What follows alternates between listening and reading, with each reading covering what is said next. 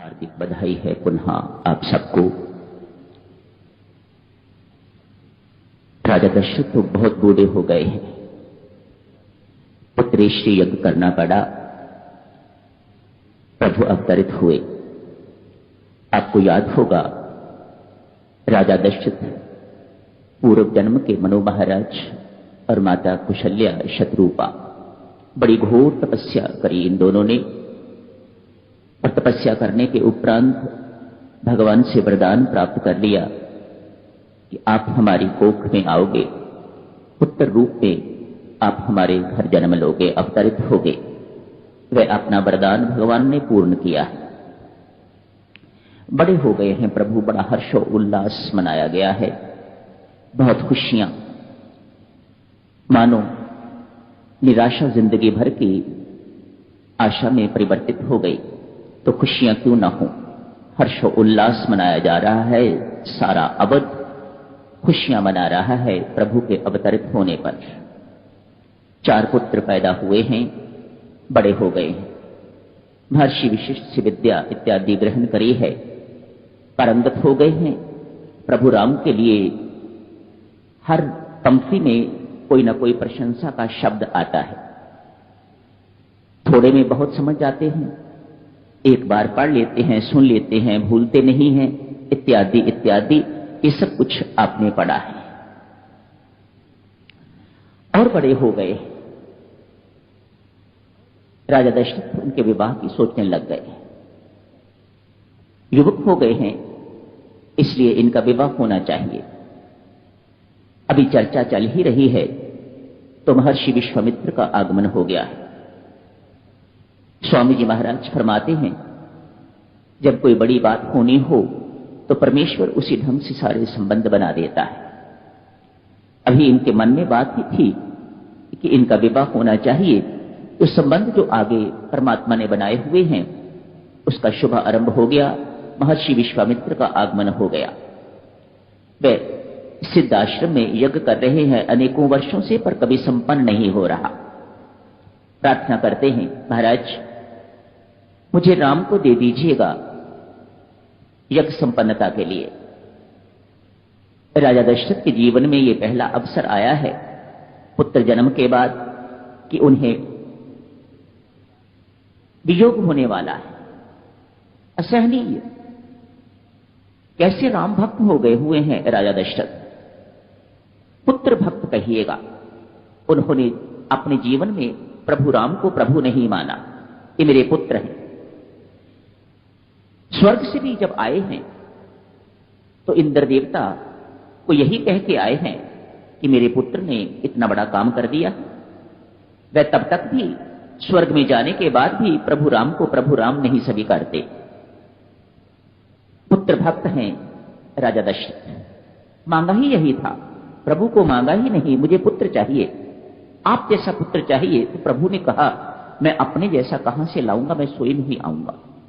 तो पुत्र पैदा हुए। पुत्र भक्त हैं राजा दशरथ। बेचारे व्याकुल हो गए ये सुन के कि पुत्र बिछो होने वाला है, ये कैसे मैं सहन करूंगा।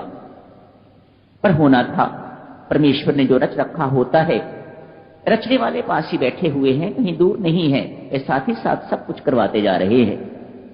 जो आगे रचा हुआ है वह भी तो पूर्ण होना ही है। भगवान की दृष्टि से ना देखिएगा प्रभु को, आइए साधक की दृष्टि से देखते हैं। यूं कहिएगा एक साधक की प्रथम साधना आरंभ हो गई है। पहली बार वह घर से निकले, लक्ष्मण उनके साथ होते हैं, लक्ष्मण तो उनकी छाया है, वे तो साथ रहेंगे ही रहेंगे, कहीं भी चले जाएं। कहते हैं कुछ समय जो मूर्छित रहे हैं लक्ष्मण जी महाराज, उस समय को छोड़ के राम लक्ष्मण कभी आपस में बिछड़े नहीं। इतना स्नेह है इनका आपस में, कुछ भी है, कैसे भी हैं, राम कैसे हैं, लक्ष्मण कैसे हैं, पर कभी दोनों में बिछो नहीं हुआ। साथ चले गए हैं महर्षि विश्वामित्र के, तो उनकी साधना आरंभ होती है। साधक जनों, जब साधना करने के लिए व्यक्ति निकलता है तो सबसे पहले उसके मार्ग में ताड़का आती है, और ताड़का को एक ही बाण से प्रभु मार देते हैं। वर्णन तो आता है, युद्ध तो बहुत होता है, पर एक ही बाण से प्रभु मार देते हैं। मानो पहले उसकी चाल वाल सब कुछ हजारों हाथियों का बल था ताड़का में। सुबाहु और मारीच इसी के पुत्र। इसको मारना इतना आसान नहीं था, और प्रभु ने एक ही बाण में मार के तो उसे अपना धाम दे दिया है। आप यूं कहिए, मारा है या तारा है, दोनों ही चीजें हैं।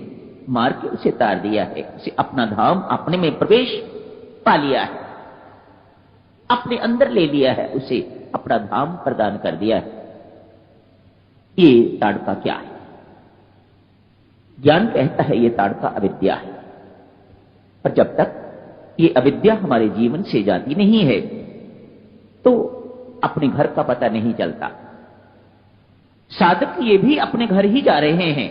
सीता माता जिसे शांति कहा जाता है, जिसे परम शांति, जिसे परम धाम कहा जाता है, ये भी वहीं पहुंच रहे हैं, पर अभी मिलने में बहुत समय बाकी है।